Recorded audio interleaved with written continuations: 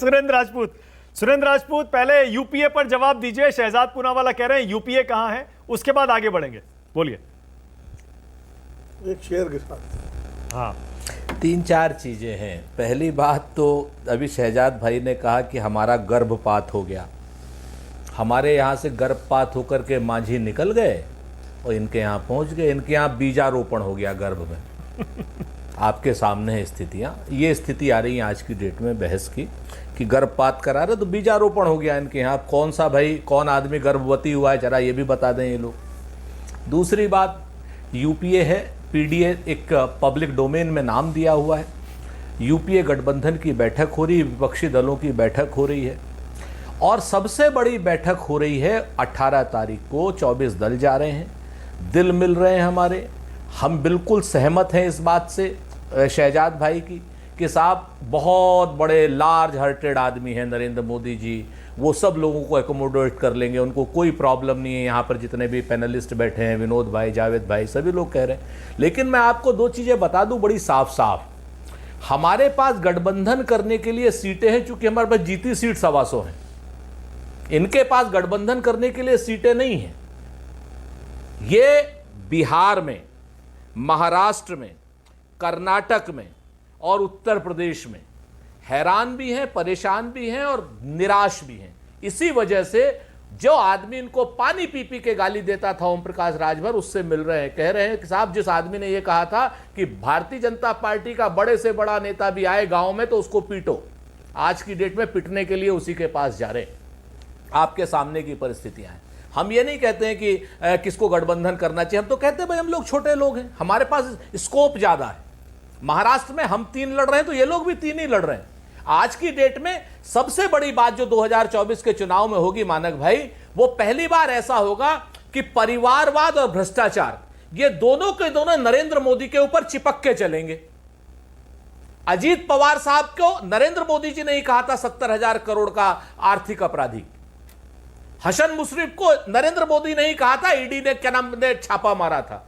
आज की डेट में दुनिया की सबसे बड़ी भ्रष्टाचारी पार्टी भ्रष्टाचारी जनता पार्टी और सबसे बड़ी परिवारवादी का कोएलिशन वो भारतीय जनता पार्टी के साथ में है। चचा भतीजे को भी लिया, चिराग पासवान और पशुपति पारस को तोड़े, परिवारवादी पार्टी थी उसको ले लिए, अकाली दल को लेने जा रहे हैं, जनता दल एस को लेने जा रहे हैं, अजीत पवार को ले चुके हैं, शिंदे के बेटे को लेने जा रहे हैं। अब ये किस मुंह से कहेंगे कि हम परिवारवाद के खिलाफ हैं?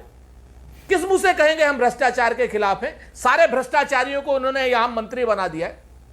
तो जनता सब जानती है, जनता अच्छे से जानती है। हम 24 दलों का गठबंधन ही, हमारा कुनबा और बढ़ेगा। अच्छा, जावेद भाई ने बिल्कुल सही कहा। सीटों का बंटवारा तो बताइए। बिहार और महाराष्ट्र में आशुतोष जैसे बता रहे थे, बिल्कुल सही बात है, बिहार और महाराष्ट्र मुश्किल होगी, लेकिन आपके लिए तो कई राज्यों में मुश्किल होने वाली है। दिल्ली पंजाब में बताइए क्या करेंगे, आम आदमी पार्टी है वहां पर।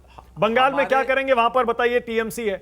समाजवादी पार्टी उत्तर प्रदेश में आप कितनी सीटें लेंगे वहां पर? या फिर आप बताइए कि बड़ा दिल दिखाएंगे और आप त्याग करेंगे। केरल है और भी बहुत सारी स्टेट्स हैं। आपके लिए चुनौती ज्यादा है सुरेंद्र राजपूत सीटों के बंटवारे में?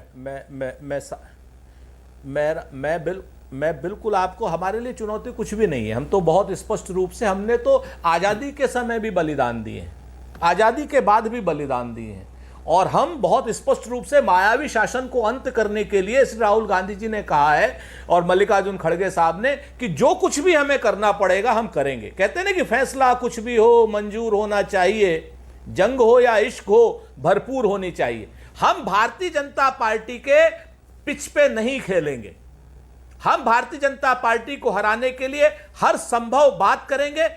कांग्रेस पार्टी जो है कश्मीर से लेकर कन्याकुमारी तक और पोरबंदर से लेकर अगरतला तक सार्वदेशिक रूप से लड़ रही है और जिन जिन जगहों पे हमारे क्षेत्रीय दल, हमारे साथी लोग हैं वो मजबूती से हैं, उस जगहों पे दिल्ली और पंजाब का जो मसला है वो तो आप सुलझा नहीं पाए अभी तक। आपने ऑर्डिनेंस पर अभी तक कोई स्टैंड ही नहीं लिया।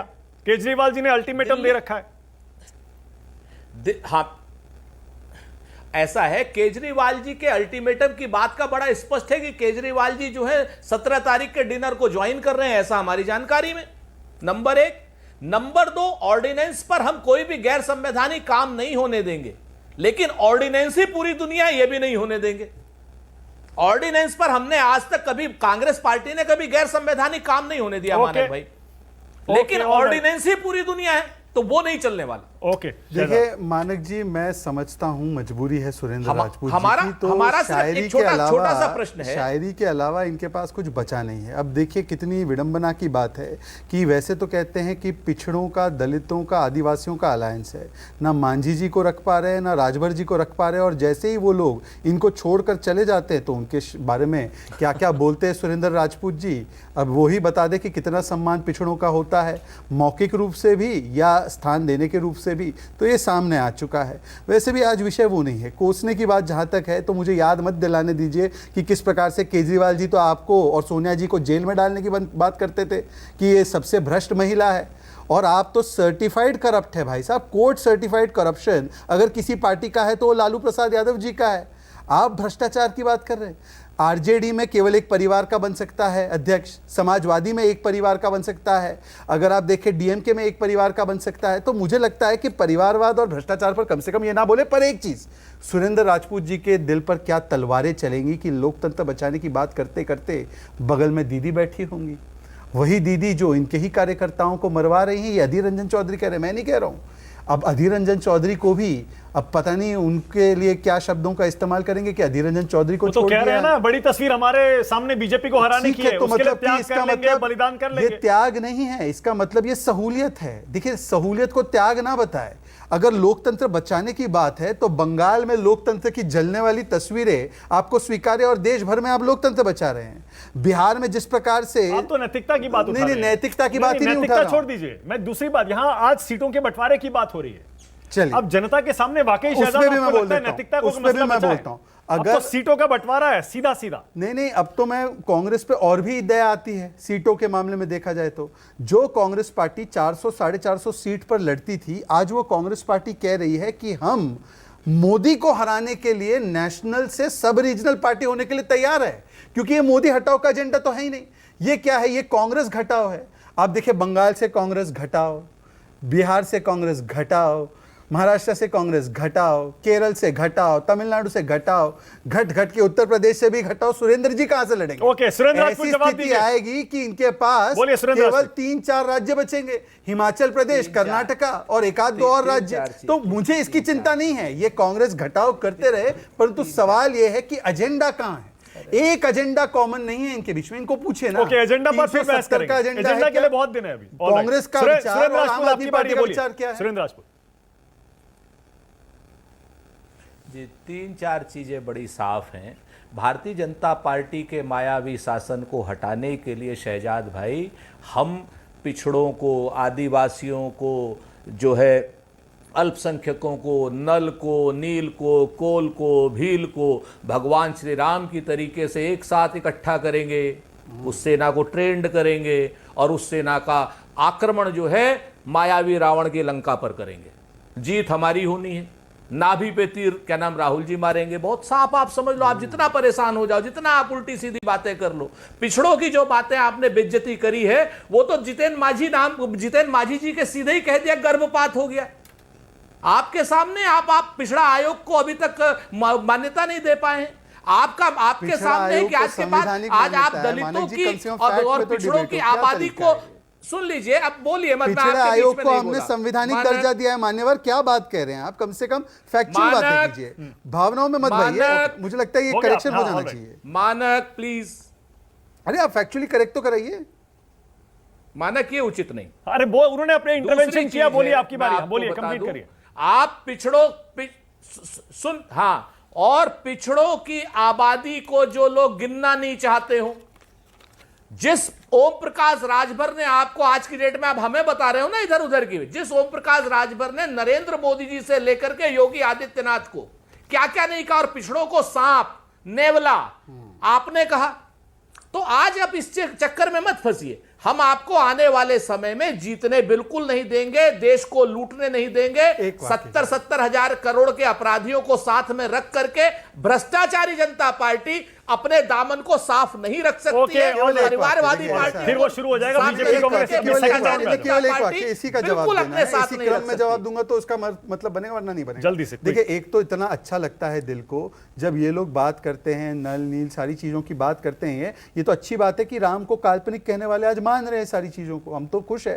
परंतु एक बात बता दूं आपको कि हमने पिछड़े आयोग को न अच्छा, केवल हाँ, संवैधानिक मानक दर्जा एक दिया। चीज और। एक सेकेंड, अब बीच में कौन बोल रहा है? सुरेंद्र जी, मानक, अब बीच में कौन मानक बोल रहा एक है? चीज और। अरे बीच में कौन बोल रहा है? अब मानक जी क्या है ये? अब मैं बोल सकता हूँ? बोलिए। हाँ, दूसरी अरे बात तो ये भाई है, जब आपने इंटरवेंशन किया था, मैं भी बता दूं आपको कि ये जो सर्टिफाइड आप कह रहे थे 1 लाख रुपए की घूस में किसका चलिए। राष्ट्रीय अध्यक्ष अब वो पकड़ा फिर हम गया? बताएंगे कि नरसिम्हा राव जेएमएम कांड में सबसे पहले गए किसका राष्ट्रीय थे, अध्यक्ष? मान्यवर सबसे पहले सर्टिफाइड इंदिरा जी भ्रष्टाचारी कन्विक्ट हुई जनता थी पार्टी। इलेक्शन फ्रॉड के केस में। अब वो लंबी सर्टिफाइड चर्चा है, फिर वो चर्चा भ्रष्टाचारी जनता डिटेल हो पार्टी। जाएगी। ठीक है, 1 आपका लाख पॉइंट रुपए नोटेड की है, घूस मुझे आगे कैमरे बढ़ने पर दीजिए। लेता हुआ ओके, ऐसा जल्दी है, से कंप्लीट इसका करिए, फिर मेरे बाकी राष्ट्रीय मेहमान वेट अध्यक्ष कर रहे हैं। पकड़ा गया, तो भारतीय जनता केवल पार्टी 10 सेकंड में देखिए, इन्होंने क्या कहा कि कोई यहां से तीर मारेगा, कोई वहां से, और राहुल जी नाभि में तीर मारेंगे।